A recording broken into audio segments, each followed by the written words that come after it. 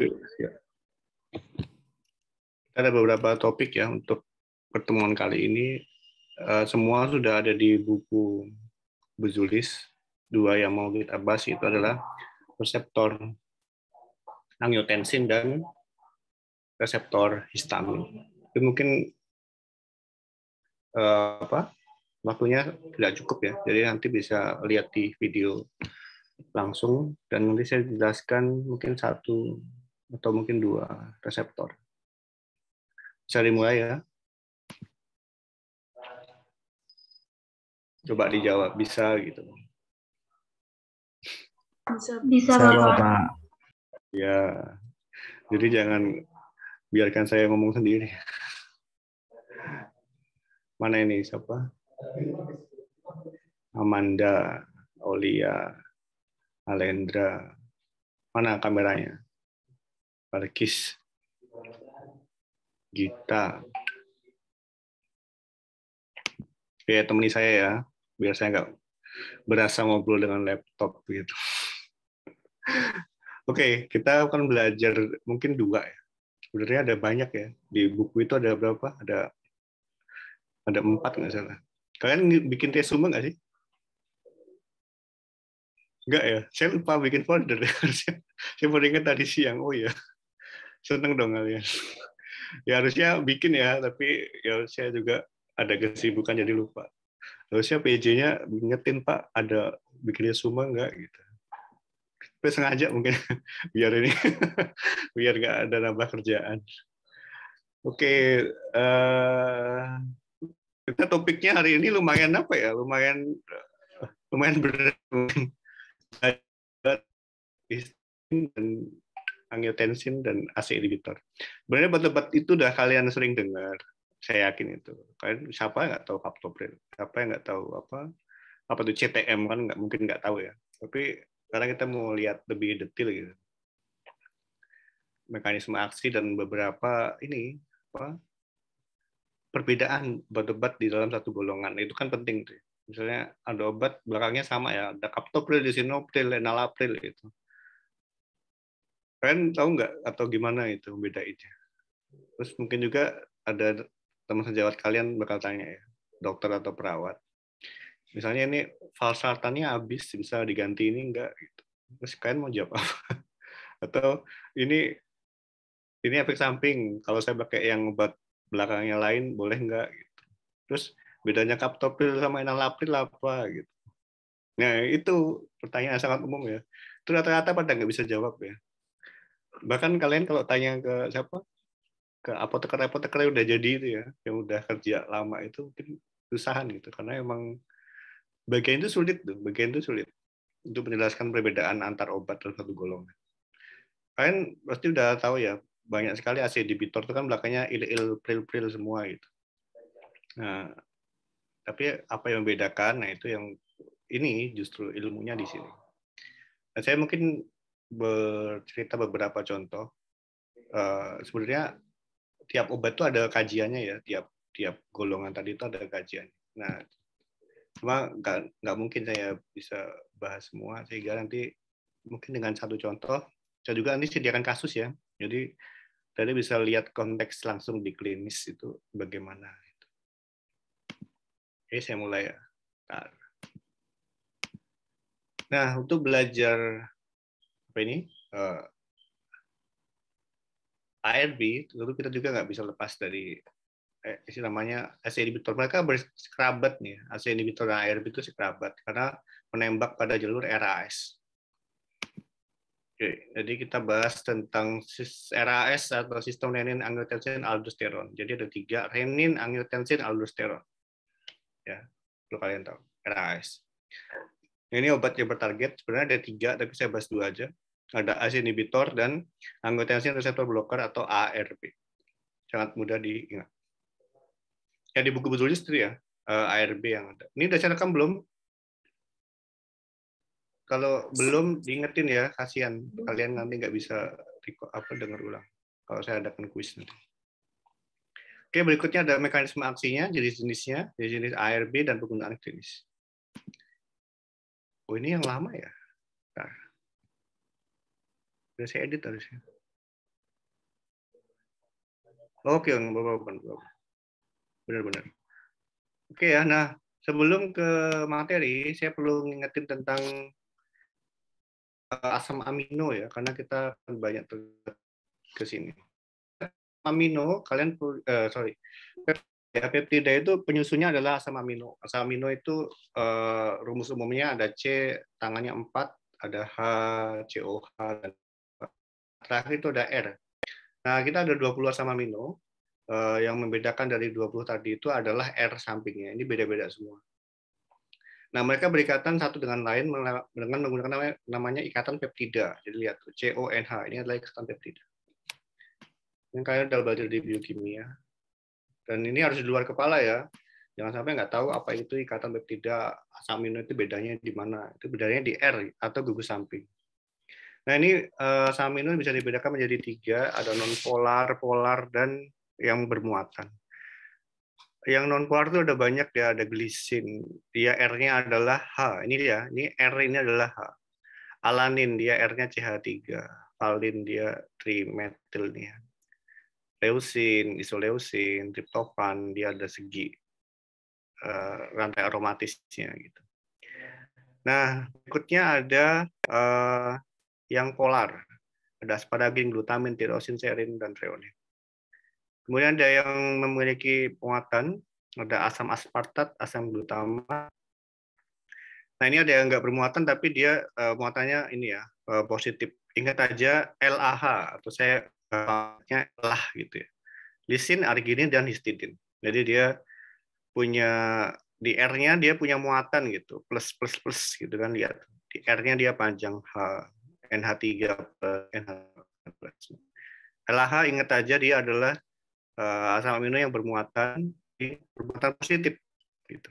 Karena R-nya dia punya muatan. Nah, itu basic sekali yang perlu kalian tahu. Oke, selanjutkan. Kita akan membahas penyakit membahas obat yang kaitannya dengan buat high blood pressure atau hipertensi. Hipertensi itu apa? Hipertensi terjadi peningkatan tekanan darah yang mana sistolik ketika jantung berkontraksi. Dia kalau normalnya 110, diastolnya dia 70. Tapi kalau misalnya dia tinggi semua, nah itu adalah tekanan darah tinggi atau hipertensi. Nah, sekarang mulai masuk ke topiknya, yaitu adalah RAS. Saya coba pelan-pelan, kalian coba simak baik-baik. Kalau nggak jelas, tanya. Ya, belum. Dijawab ya. Oke, saya mulai. Kita mulai dari sini mungkin ya. Mulai dari sini dulu aja deh. Kerjasama antara liver dan kidney, ginjal dan liver. Nah, ginjal kita itu mengeluarkan namanya protein disebut sebagai renin. Oke ya. R1 kejawab, renin ketemu. Berarti dia adalah dihasilkan oleh ginjal. Nah, di satu sisi kita punya liver yang menghasilkan namanya angiotensinogen.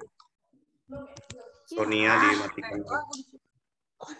Atau saya delete nanti. Oke, selanjutkan. Ada 2 organ penting, ada renin dihasilkan oleh kidney dan angiotensinogen dari liver. Nah, renin itu memecah angiotensinogen menjadi angiotensin 1. Oke, ingat. Pertama. Nah, angiotensin 1 ini kemudian akan dipecah atau di converting enzim, lihat ya. Angiotensin converting enzim. Enzim mengubah angiotensin 1 menjadi angiotensin 2. Lihat posisinya AC itu banyak di paru-paru.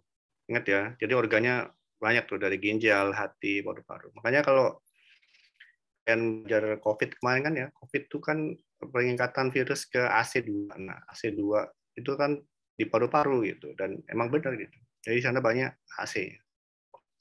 AC dia akan memecah angiotensin 1 menjadi angiotensin 2. Nah, angiotensin 2 sudah kebentuk, dia akan jalan-jalan ke namanya adrenal. Adrenal itu kelenjar yang di dekat ginjal ya.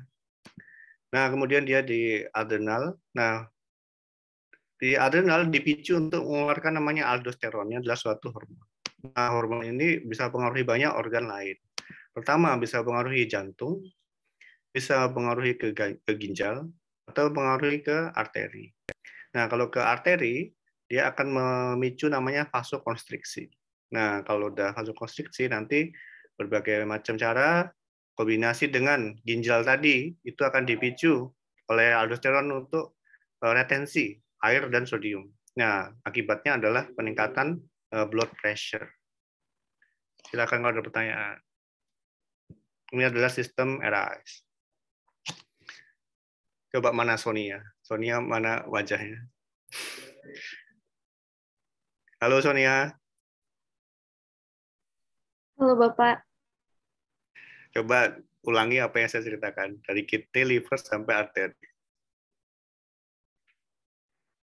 Jadi di ginjal nanti akan berubah menjadi renin Bukan, ginjal mengeluarkan renin. mengeluarkan renin, dan Ya. di hati nanti akan mengeluarkan angiotensinogen. Oke. Lalu angiotensinogen 1 akan berubah menjadi angiotensin 2. Oh, sebelum itu angiotensinogen oleh renin menjadi apa?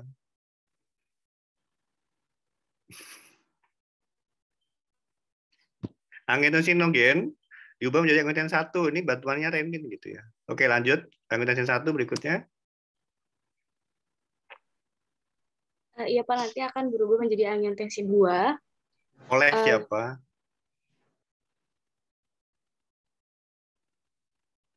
Itu bawahnya lang baca. Angiotensin converting enzyme atau ACE. Nah, oke, lanjut. Terus?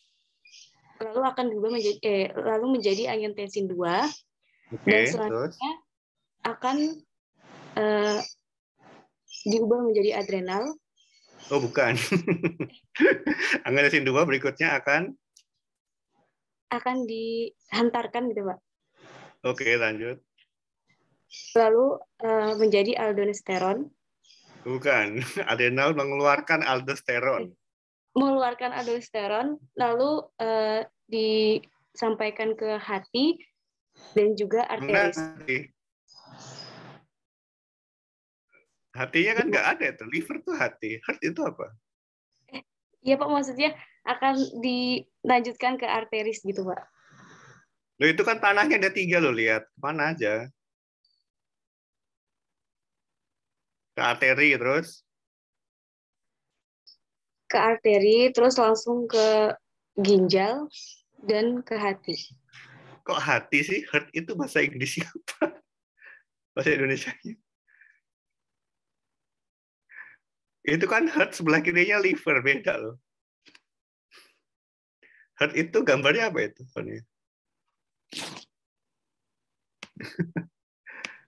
Jantung Pak, jantung maksudnya Pak. Iya, jantung ya. Berpengaruh ketiga ini. Oke, bagus, terima kasih. Ya, larinya ke blood pressure. Oke, saya lanjutkan lebih detail. Nah, sekarang lihat kita tahu ya, tadi udah ingat renin dihasilkan oleh si ginjal, AC di paru-paru. Nah, sekarang kita lihat mekanisme lebih detailnya ya. Nah, ternyata angiotensinogen yang dihasilkan oleh liver tadi itu berupa peptida 1 sampai 14. Oke ya. Nah, yang tadi saya katakan dia akan memotong si angiotensinogen 2.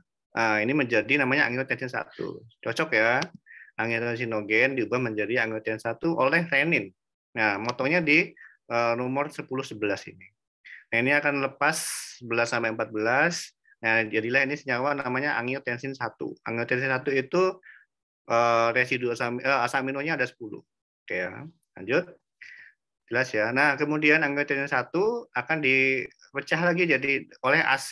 Cocok ya, angiotensin 1 oleh AC dari angiotensin 2. Nah, dari 10 tadi dipotong pada posisi nomor 8 dan 9. Nah, ini menjadi namanya angiotensin 2. Nah, ini tinggal 8.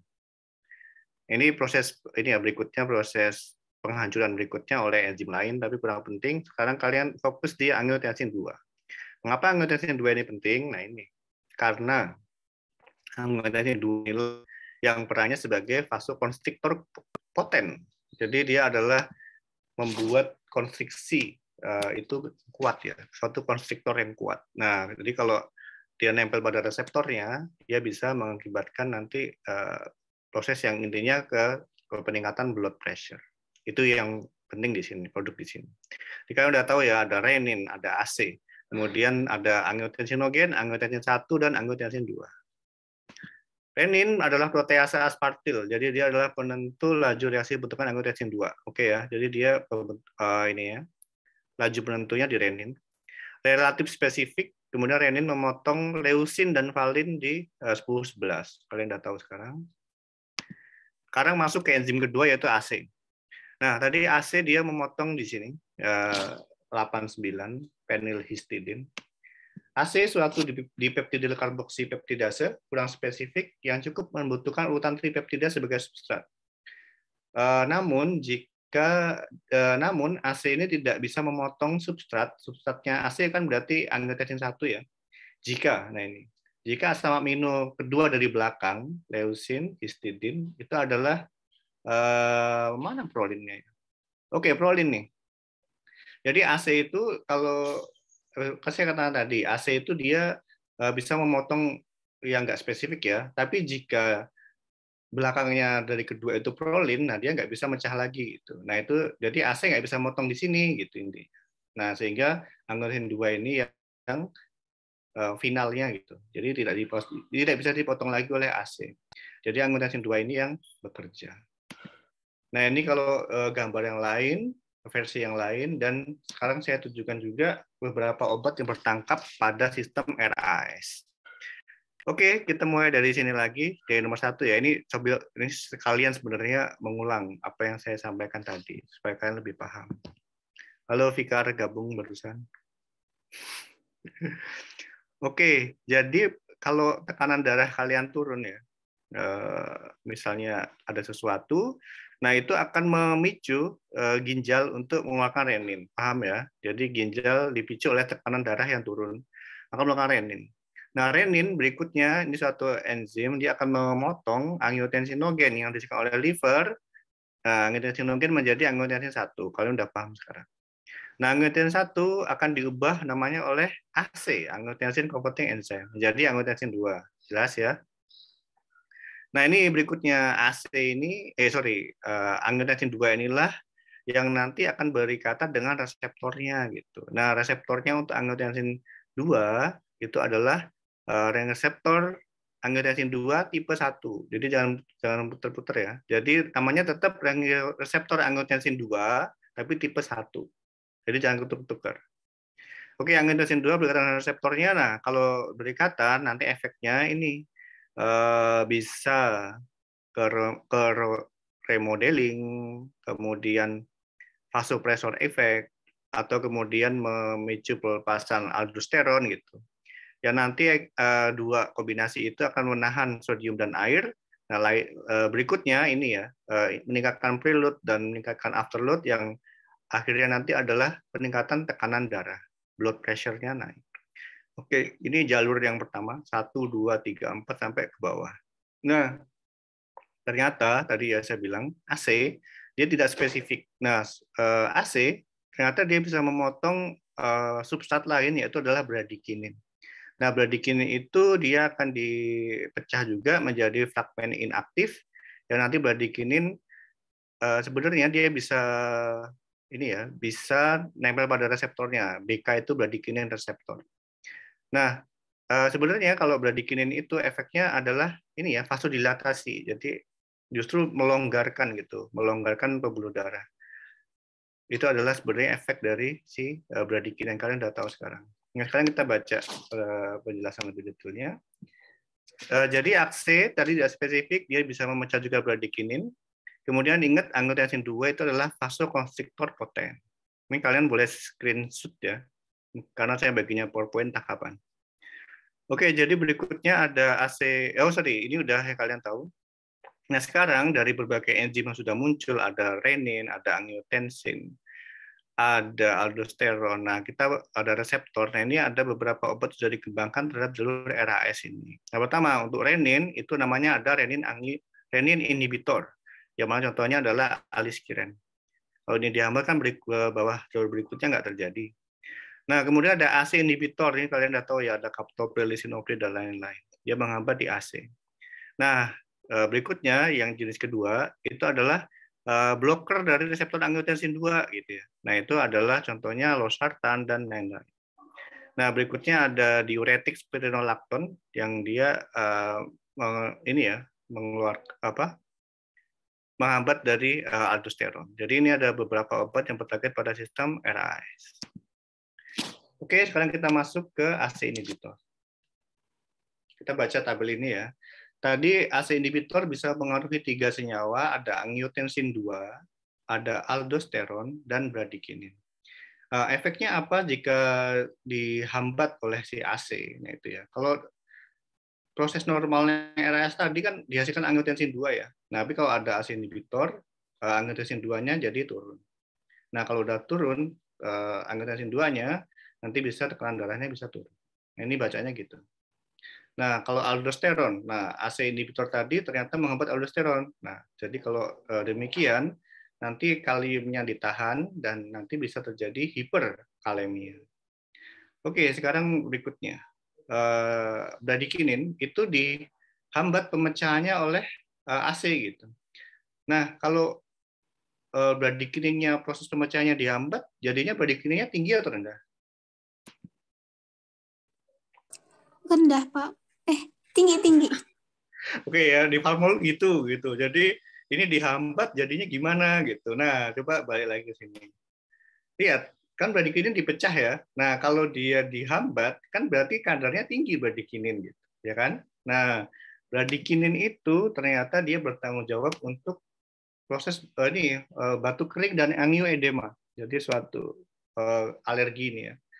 Makanya pada orang yang nggak cocok dikasih inhibitor, dia bisa menyebabkan batuk kering dan angioedema. Yaitu karena apa? Karena bradikininnya dihambat pemecahannya gitu.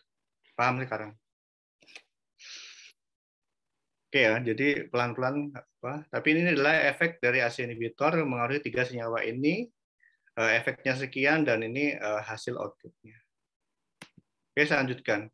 Sekarang kita mulai masuk ke ACE inhibitor. Jadi dia adalah suatu inhibitor, ingat ya. Jadi dia adalah kepanjangannya angiotensin converting enzyme.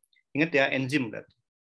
Nah, enzim di sini dia perlu substrat. Nah, kemudian dia berikatan dan menjadi produk. Nah, kalau dalam RAS tadi, AC dia sebagai enzim, siapa substratnya? Siapa jadi substratnya AC?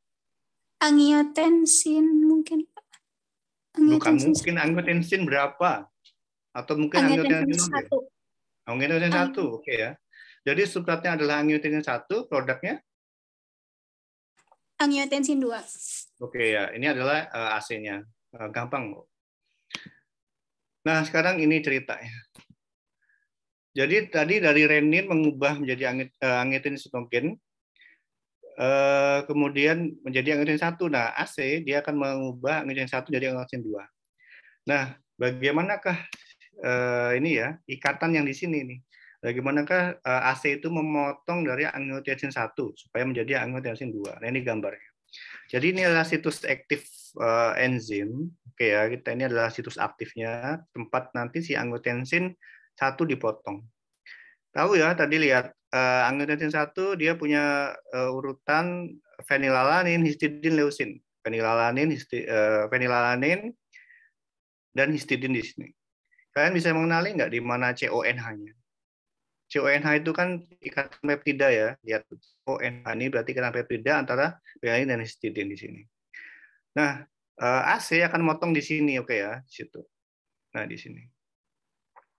Nah, setelah itu ini akan coba saya kok agak lupa ini ya. Oke, ternyata di sini ya.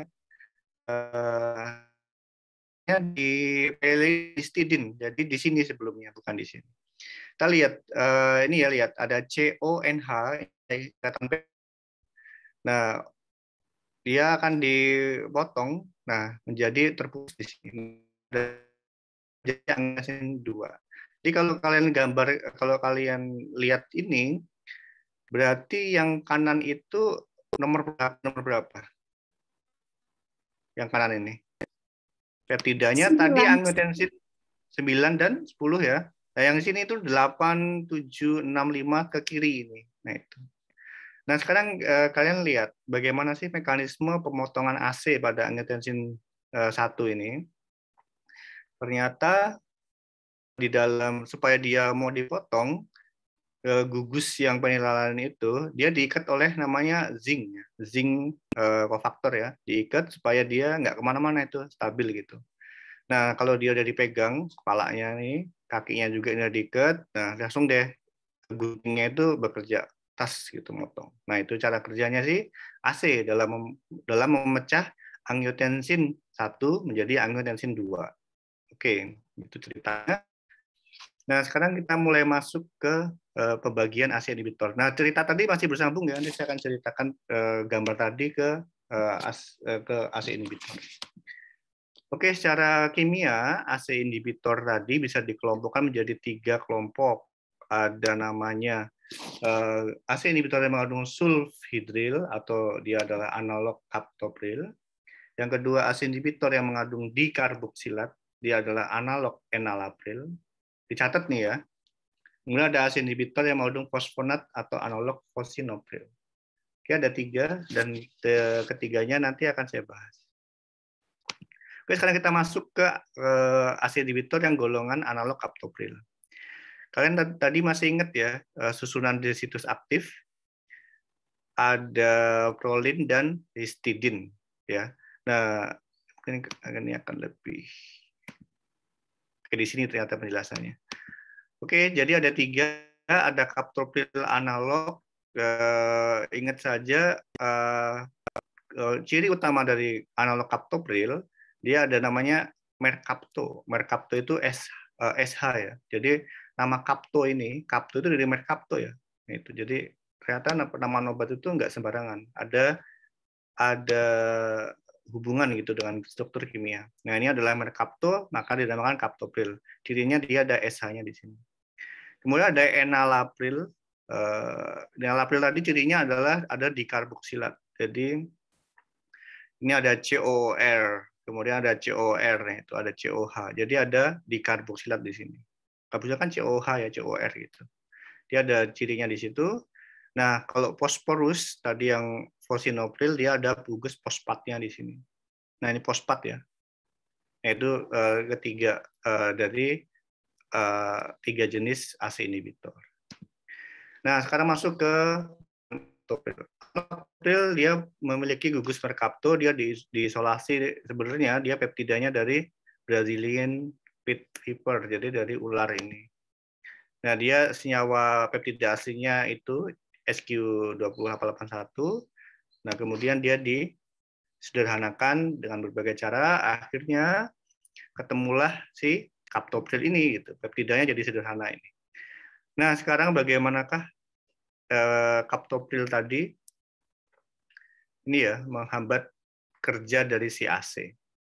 Kita lihat si captopril, dia cocokin coba ya. Ini ada gugus segi 5, kemudian ada CO, CH, CH3. Nah, lihat ada S gitu ya, HS di sini. Nah, S. Kemudian ini ada karboksilat yang kanan berikatan dengan si arginin dari si AC. Kalian masih ingat nggak tadi ada zinc di gambar yang angiotensin 2? Angiotensin dia di AC. Masih ingat nggak? Ada zinc di sini. Nah, di situ dia perannya. Jadi si sulfahidril ini dia berkaitan dengan zinc ya. Jadi kalau misalnya dikasih captopril, maka AC ini kan berarti udah diduduki oleh si captopril kan? Nah, kalau udah diduduki captopril, dia bisa memotong AT1 jadi AT2 nggak? Coba dicerna. Harusnya si AC motong apa menjadi apa? Angiotensin 1 menjadi angiotensin 2, Pak. Oke, dan sekarang ternyata si situs aktifnya si AC tadi udah diduduki oleh si captopril gitu. Nah, zinc-nya udah diikat, ini udah diikat. Nah, kalau AC yang demikian bisa mengubah AT1 jadi AT2 enggak? Seharusnya tidak, Pak, karena sudah dihambat. Iya, tidak bisa ya. Nah, itulah cara kerjanya gitu. Jadi Kalau demikian berarti AT2-nya tinggi atau rendah kalau ada captopril? Apa Fikar? Tinggi atau rendah kalau ada captopril? Rendah, Pak. Rendah ya, AT2-nya rendah karena dia AC-nya nggak bisa optimal lagi, dia udah dihambat oleh si captopril tadi. Nah itu ininya ya, mekanismenya. Oke, kita lanjut ke bahas tentang captopril. Jadi gugus merkapto tadi ya, S tadi, ternyata dia bisa berinteraksi dengan makanan. Gitu. Nah, padahal makanan tadi itu kandungan proteinnya bisa tinggi ya. Nah, jadi dia bisa menurunkan absorpsi dari obat. Makanya kalau ada pasien yang mengonsumsi captopril, lebih bagus diminum 1 jam sebelum makan atau 2-3 jam setelah makan. Jadi sekarang kalian ketemu jawabannya ya. Captopril dia diberikan sebelum makan 1 jam atau 2-3 jam setelah makan. Apa alasannya? Agar tidak terjadi interaksi dengan merkaptonya, Pak. Antara makanan ya. Nanti akhirnya bisa mengganggu absorpsinya. Oke, kalian udah tahu. Oke, kita lagi bahas merkapto, captopril gitu. Nah, ternyata gugus merkapto dia bisa berikatan ke taste bud atau ini ya pengecap di lidah kita sehingga bisa memberikan insidensi gangguan rasa. Jadi rasanya jadi nggak enak gitu ya di lidah karena ternyata gugus merkapto dari captopril tadi bisa mengikat ke pengecap ini. Nah, akhirnya nanti bisa karena nggak doyan makan ya, jadi berat badannya bisa turun gitu kalau pada orang yang minum captopril. Lanjut, ternyata dosis besar captopril itu bisa menyebabkan insiden ruam kulit yang lebih tinggi 90% dibandingkan dengan AC lainnya. Tadi ya, gugus merkapto tadi bisa menyebabkan tadi namanya angioedema atau ruam pada kulit. Berikutnya lagi nih, 4 juga penting. Merkaptopril itu di metabolisme secara ekstensif menjadi sistem disulfida yang tidak aktif. Hal ini menghasilkan penurunan durasi aksi yang membutuhkan dosis 3 kali sehari ya. Jadi kalau nggak enak ya minum obat sering-sering 3 kali sehari itu udah bosen duluan orangnya gitu. Tapi ini kelemahannya si captopril itu karena dia di metabolisme oleh enzim metabolisme menjadi metabolisme tidak aktif. Nah ini adalah karakteristik dari captopril. Jadi pertama, dia harus diberikan tidak bersama dengan makanan supaya absorpsinya bagus, yaitu karena ada interaksi antara merkapto dengan si makanan.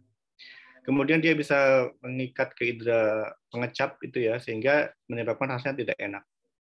Kemudian dia menyebabkan angioedema dan keempat dia metabolisnya cepat sehingga perlu diberikan 3 kali sehari dan itu tidak nyaman bagi pasien sehingga bisa jadi kepatuhannya menurun.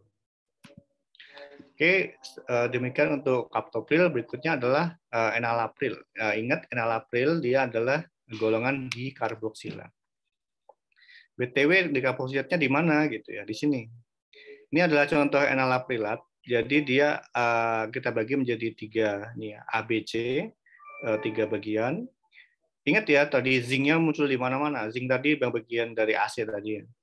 Nah, karboksilat pertama di sini ada COO, ini ya, karboksilat R, nanti berdekatan dengan si AC. Kemudian yang kedua di sini, nah CO yang kedua di sini nanti berdekatan dengan zinc.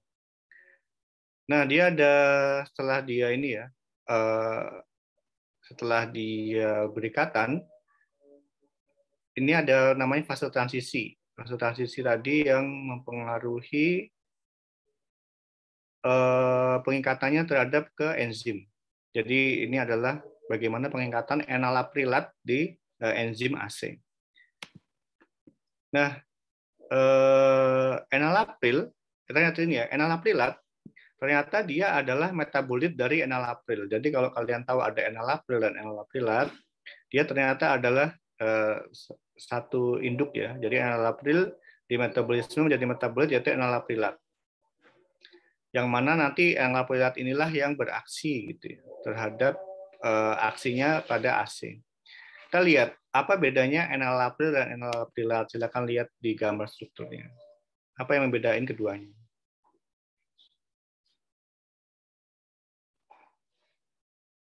Kalau saya bagi A, B, C, mana yang berbeda dulu? A, B, atau C-nya? Coba.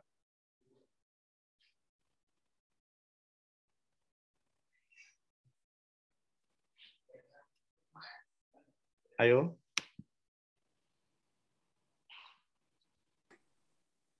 Yang sebelah kirinya, Pak. Oke, bedanya di Yang mana? Bapak. Bedanya apa? Yang enalapril ikatan nggak tahu. Yang enalapril gimana? Yang Itu enalaprilat gimana? CH2, CH3, kalau yang enalaprilat itu OH, Pak. Yang di gugus fungsi atas. Iya, gugus apa sih BTW ini? COOR kan kalian tahu? COR itu apa? Ester apa asam karboksilat?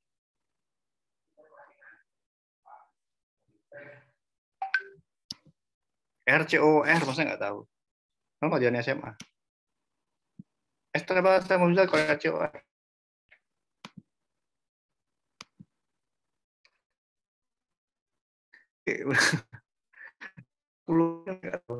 RCOR itu ester apa karboksilat?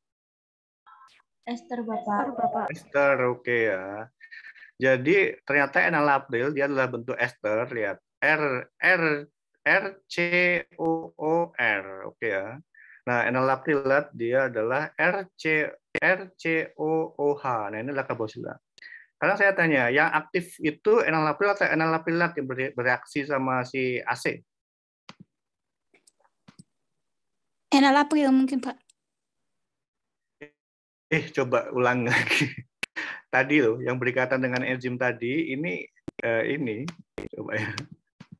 Ini lihat, kan zinc ya, zinc. Kan berarti ini di situs aktifnya si AC. Lihat, itu si ester apa karboksilatnya?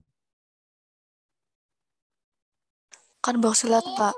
Oke, RCOOH. Berarti yang aktif itu adalah si enalaprilatnya gitu. Ini adalah yang aktif RCOOH karboksilatnya ya. Jadi ingat, ini kan metabolitnya ya, bioactivation enalapril. Jadi enalapril tidak aktif, suatu prodrug, dia di metabolisme menjadi enalaprilat. Nah, R-nya yang dilepas adalah COH, nah inilah yang aktif. Oke, ingat ya. Jadi itu adalah di karboksilat di CO sini dan sini. Itu adalah mekanisme dari enalapril.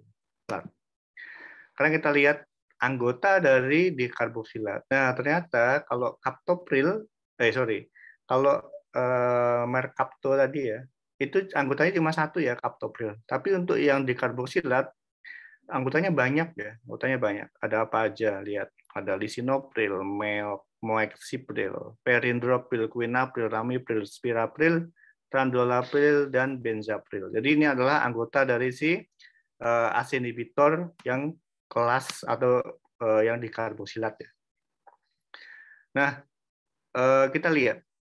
Tadi kalau kita bagi ya ada A, B, C di sini. Nah, yang diharapkan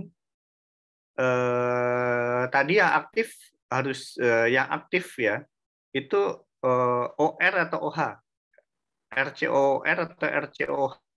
RCOOH.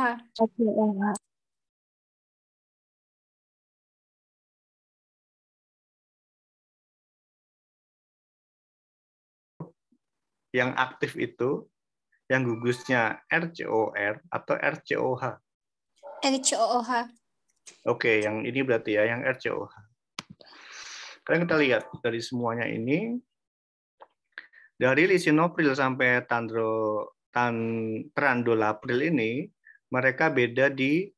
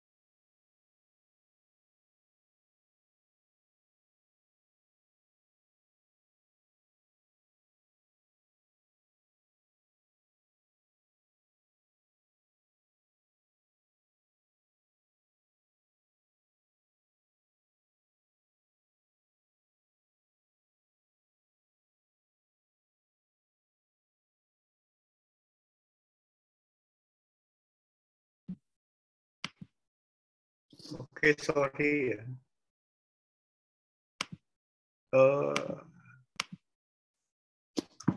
Ya ada trouble. Saya lupa kasih host tadi ya. Tapi untungnya masih ada kali ya. Oke, bisa saya lanjutin ya.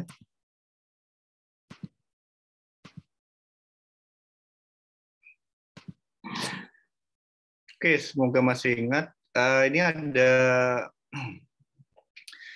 kalau saya bagi lagi menjadi ada 3, yang kiri, yang kanan A, tengah B, yang kiri C.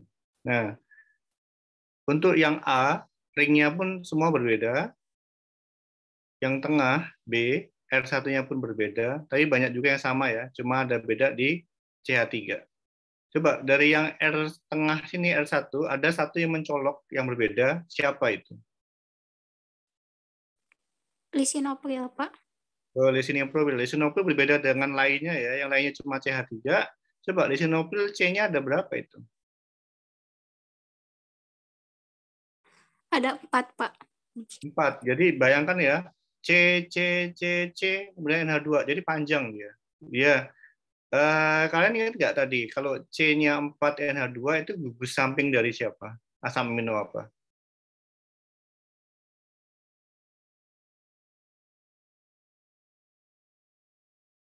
Dari namanya itu udah lihat. Namanya obatnya apa?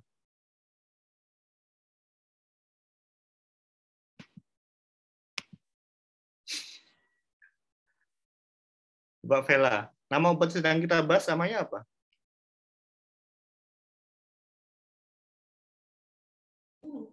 Leusin, Pak. Enggak, yang obat kita bahas namanya apa? Yang pertama tadi yang beda, ini nama obatnya apa coba?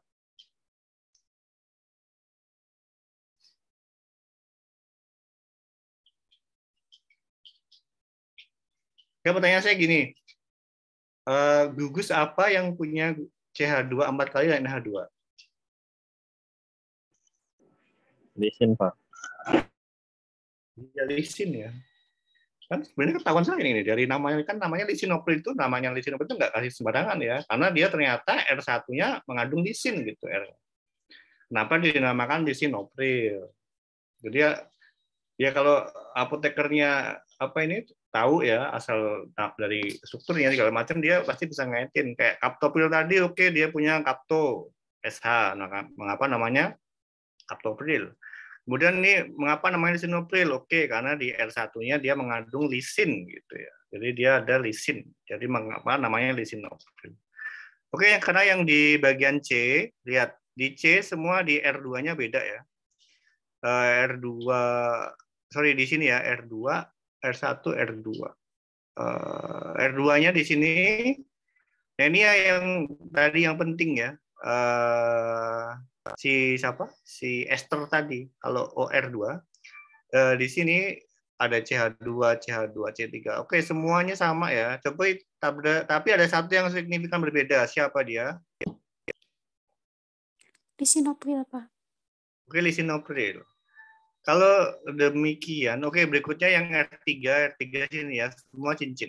Oke, jadi nggak masalah. Cuma beda di sini perindrofil. Nah, tadi yang berkaitan dengan zinc itu si siapa?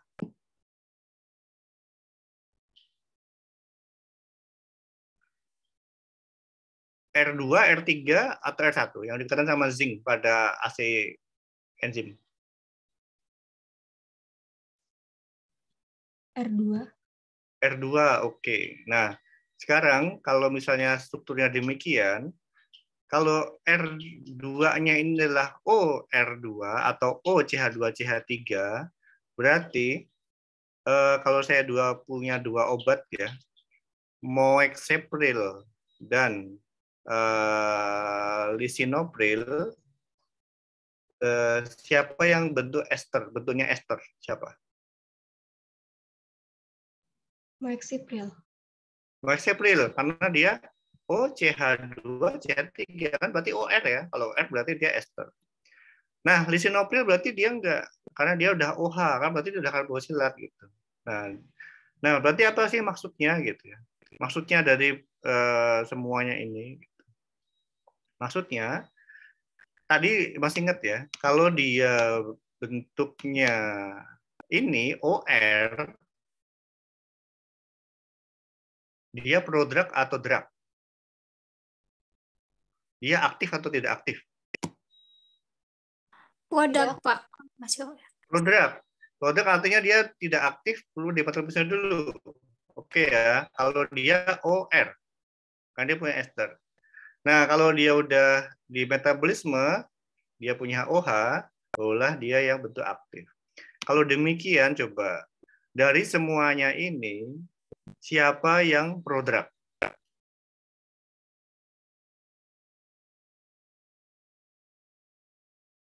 Maexipril sampai tranolapril. Oke, bagus ya. Jadi semuanya ini adalah bentuk prodrug. Yang mana dia perlu di metabolisme dulu supaya menjadi COOH, jelas ya. Nah, sekarang ada satu obat yang dia bukan prodrug, tapi dia udah aktif langsung. Siapa?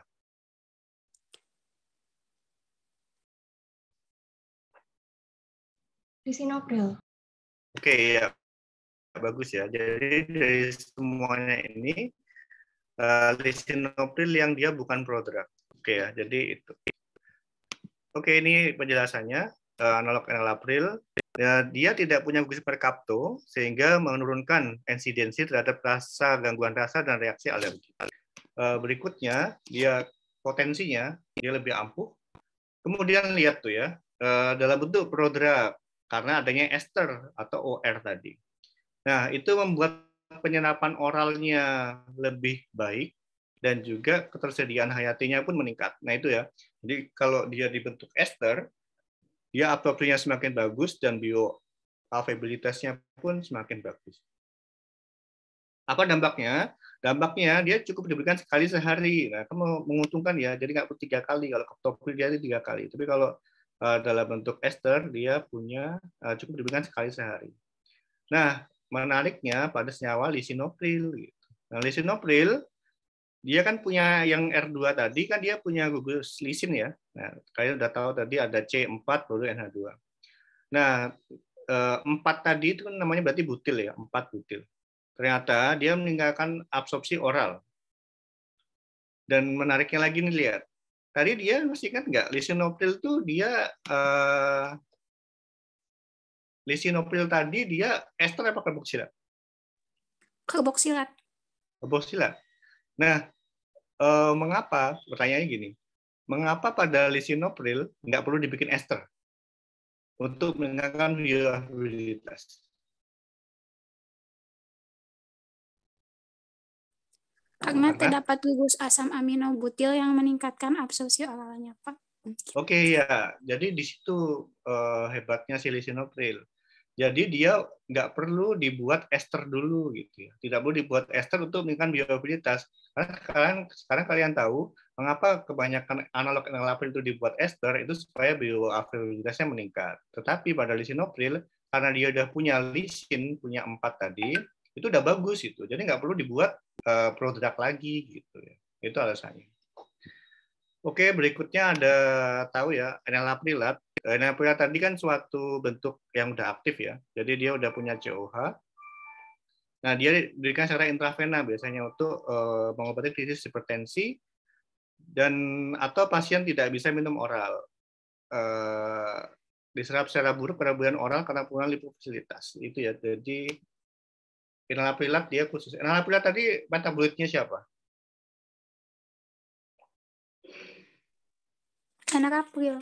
Enalapril, oke ya. Jadi kalau senyawa tadi itu dibikin semua prilat-prilatnya itu boros ya. Maksudnya harus diberikan intravena, kemudian tidak bisa oral kan susah ya. Jadinya mereka dibikin ester solusinya nanti biar tubuh yang mecah sendiri gitu. Itu tujuannya mengapa dibuat ester supaya bioavailabilitasnya meningkat. Nah, tapi ada juga orang yang perusahaan yang bikin enalaprilat karena dia dibutuhkan pada kasus krisis hipertensi yang solusinya dia diberikan intravena. Oke, yang ketiga ada fosinopril, dia mengandung fosforus. Jadi kita bagi juga ada A, B, C dan sama ya si zincnya tadi akan berkaitan dengan fosfat OO di sini. Nah, ini yang berikatan di sini ya. Jadi Kalau dari sini, fosinopril suatu produk atau bukan? Kalau dari reaksi bawahnya.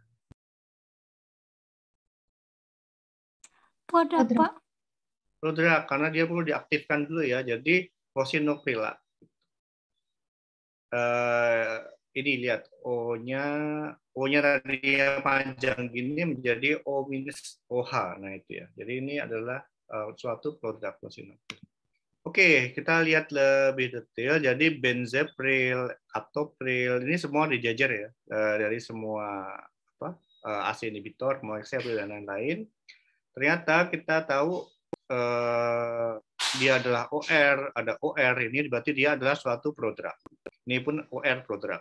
Tapi ada yang bukan prodrug, yaitu adalah lisinopril ya, karena dia langsung OH, COH.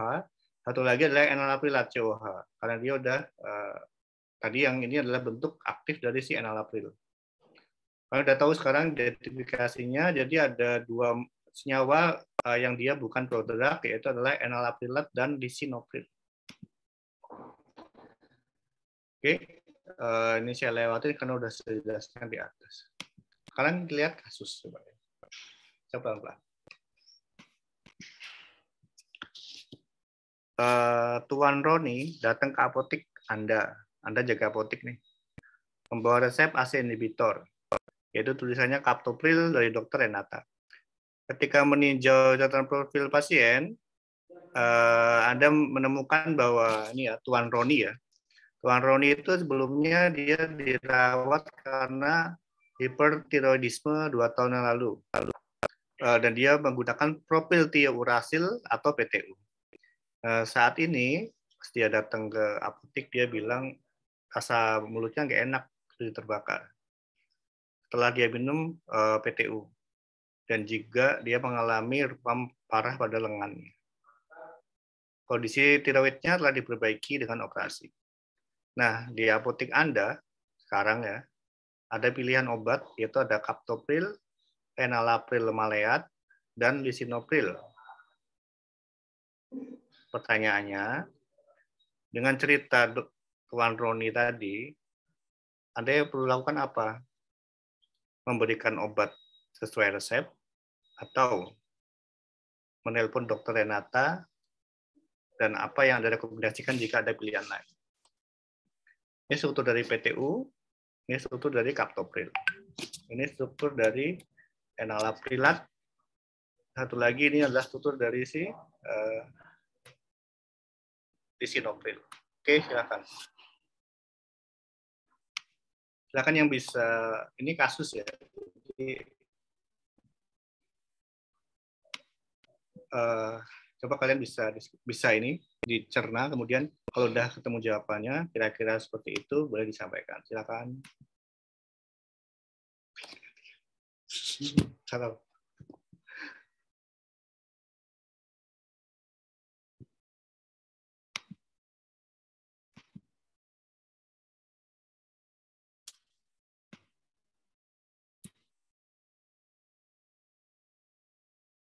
Oke, silakan. Menarik loh kasusnya. Ini seperti kisah nyata. Ya nggak, Bu? Fikar mau nyoba, Fikar? Kasih aja captopril, Pak. Atau, waduh ini bisa bahaya nih kalau kasih captopril. Saya mau kasih yang lain. Kan jawabannya gitu. Paham ya kasusnya, Fikar? Kasusnya paham, Pak. Penyelesaiannya aja yang belum.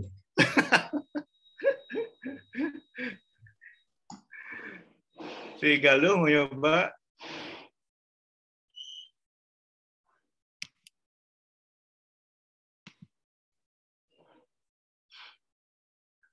Ini gampang loh ini.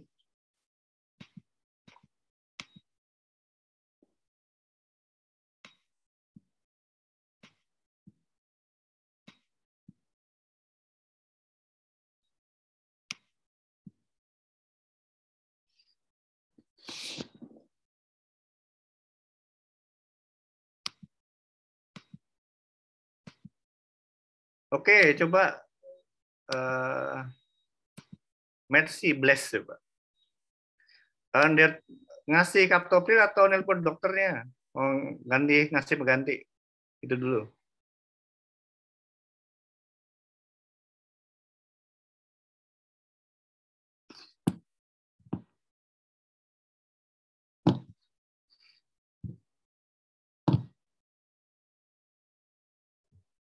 Pengganti nggak sih, Pak? Dijawab. Iya, dijawab loh maksudnya. Kalau saya tanya, dosennya nanya itu dijawab ya, buka mic atau mau apa, saya belum bisa atau apa atau gini gitu. Menelpon dokternya dulu, Pak. Oke, silakan. Gimana nelpon dokternya jawabannya? Gimana Bu Put penjelasannya? Nggak tahu Pak penjelasannya. Loh, saya kan Ya. udah tahu kapil kan? Coba gimana Vika? Mungkin kan karena pertama kan kaptropil itu kan dia mengalami efek samping dari kaptropil yang berupa rasa tidak enak di mulut dan ruam parah. Maka dari itu kan karena sudah ada ya kasus menderita ADR-nya itu maka harus diganti.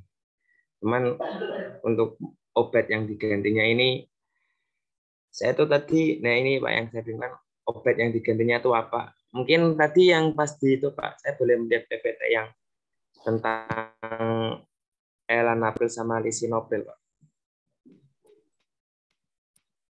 Yang ini?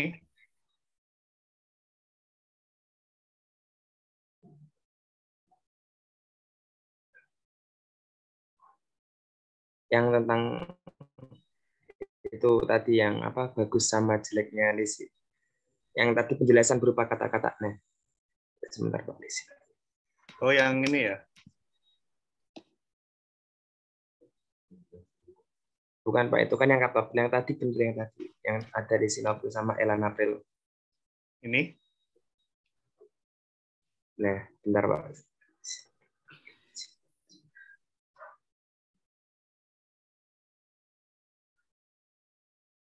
Dan tadi kan kalau itu dari ini itu saya ingin mengganti enalapelat karena ya tadi kan dia kan sudah mengeluhkan pengonsumsian oral ya di lidah, maka diberikan secara intravena tadi melalui elanapil.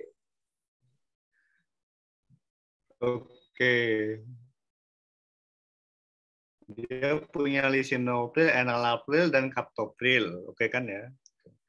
Oke, thank you Fikar. Ada jawaban lain? Coba Fikar, itu yang menyebabkan dia rasa tidak enak segala macam itu apa benar Captopril? Coba Pak, tadi yang di PPT kaptropil yang sebelumnya ditunjukkan Pak Sarmoko. Yang Ya loh, kasus ini Tuan ya. Roni itu mengeluhkan rasa tidak enak dan ruam itu apa karena akibat minum Captopril? Ya, iya Pak. Coba baca lagi. Kan dia Sepertinya ini karena PTU, Pak. karena PTU ya. Tuh. PTU-nya dia menyebabin. Bukan dari Captoprilnya. Justru dia datang ke apotek itu mau nebus obat Captopril gitu. Nah, demikian itu gimana? Boleh nggak? Atau justru akan merugikan Tuan Roni kalau demikian? Gitu pertanyaannya. Jadi bukan Captopril ya, justru apotekernya itu mau milihin apa sih yang tepat buat si Tuan Roni gitu. Iya, kayaknya sudah semakin jelas. Silakan yang mau mencoba. Oke, mengapa PTU bisa bersifat demikian? Nah, karena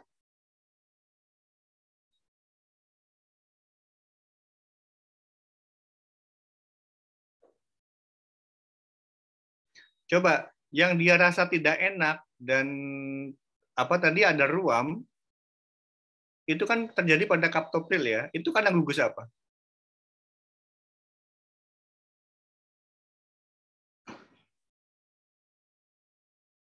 Dijawab ya, coba. Karena gugus apa? Kapto, Pak. Merkapto coba. Coba lihat PTU dan Captopril ada kesamaan struktur nggak? Ada kesamaan gugus nggak?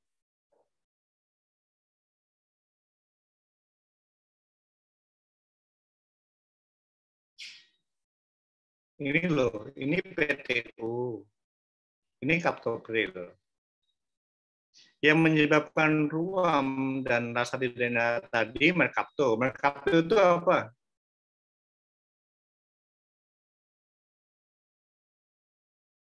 Ini kan SH ini. Ada PTU ada nggak merkapto ini? Nah ini ada S juga. Unifikal. Jadi dia pakai PTU karena dia punya gugus sulfohidril ini juga ya. Nah sehingga dia dapatlah dua efek samping ini. Gitu. Sekarang pertanyaannya, dia mau nebus kaptopril. Dikasih nggak kalau apotekernya pinter? Tidak, Pak. Tidak, karena kalau kaptopril diberikan gimana kondisinya jadinya? Semakin Bisa jadi menimbulkan efek samping yang sama, Pak, karena ada iya, persamaan. semakin parah nanti gitu. Tambah ruam. Paham belum? Paham. Tambah ruam. Iya, dia nanti kalau dia udah punya riwayat PTU, dia demikian. Kalau obat yang serupa punya merkapto juga, efek sampingnya muncul lagi kan kasihan Pak Roninya. Sehingga perlu nelpon nggak nih, Dokter Renata ini perlu ditelepon nggak? Perlu, Pak. Perlu ya. Oke, sekarang baru mikir obat penggantinya apa gitu kan. Kalian punya kaptopril, enalapril maleat, dan lisinopril. Oke. Sekarang berarti tinggal dua pilihan, enalapril maleat dan lisinopril. Enalapril maleat ini bentuk aktif atau prodrug?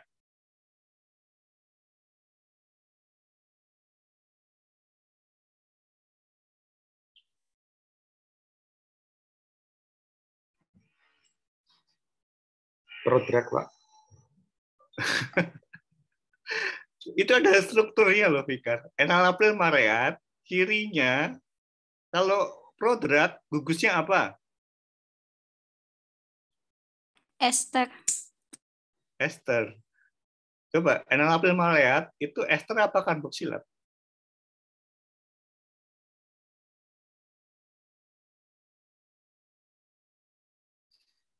Jadi kalian udah diputar-putar dikit, udah bingung ya. Mana gugus yang Karboksilat, itu? Pak. Karboksilat ya. Kan di sini lihat tuh, di sini kan COOH sudah nih. Berarti ini adalah enalaprilat. Kan enalapril maleat. Berarti kan maleatnya udah ini ya. Udah karboksilat itu ya. Ini udah COO. Oh sorry, ini masih ester ya, COOR ini masih apa?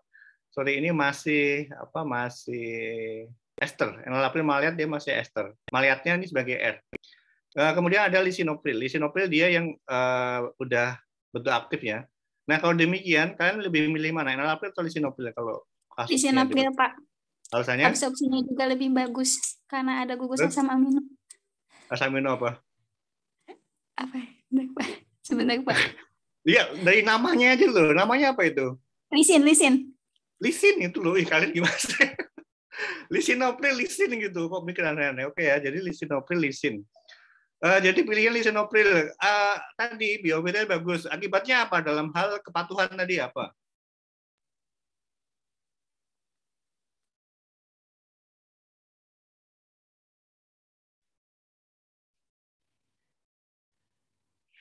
Lisinopril tadi diberikan berapa kali sehari?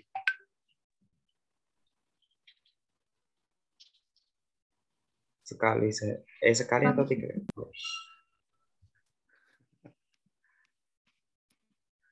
Baca, Rika. Mana ada nggak?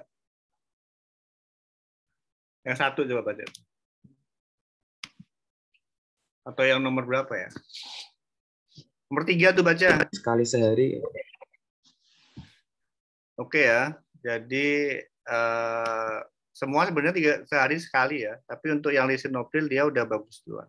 Jadi kalau kalian kalau kasus ini bisa pilihkan lisinopril ya, karena dia potensinya bagus. Kemudian dia diberikan cukup sekali sehari dibandingkan dengan si yang lebih penting lagi mungkin kalian kalau ada pilihan enalaprilat nggak mungkin ya, karena ini kan di apotek Fikar.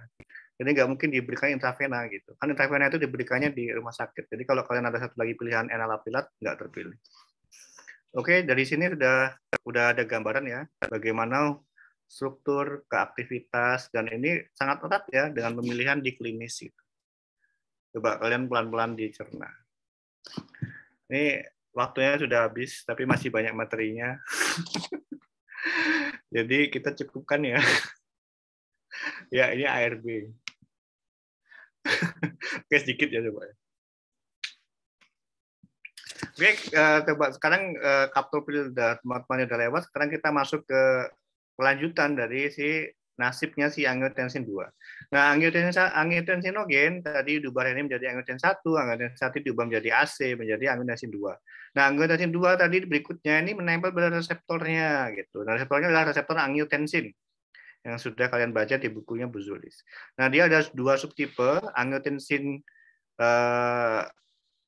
AT1 dan AT2. Tapi ingat ya, AT1 dan AT2 itu adalah reseptor angiotensin 2, cuma dia jenisnya AT1 dan AT2. Nah, angiotensin 2 itu mengikat ke AT1 reseptor. AT1 di sini bukan berarti angiotensin 1 ya, ingat tuh. Kalau kalian nggak teliti bisa salah ketika ujian. Jadi dia adalah angiotensin 2 tapi tipenya tipe AT1.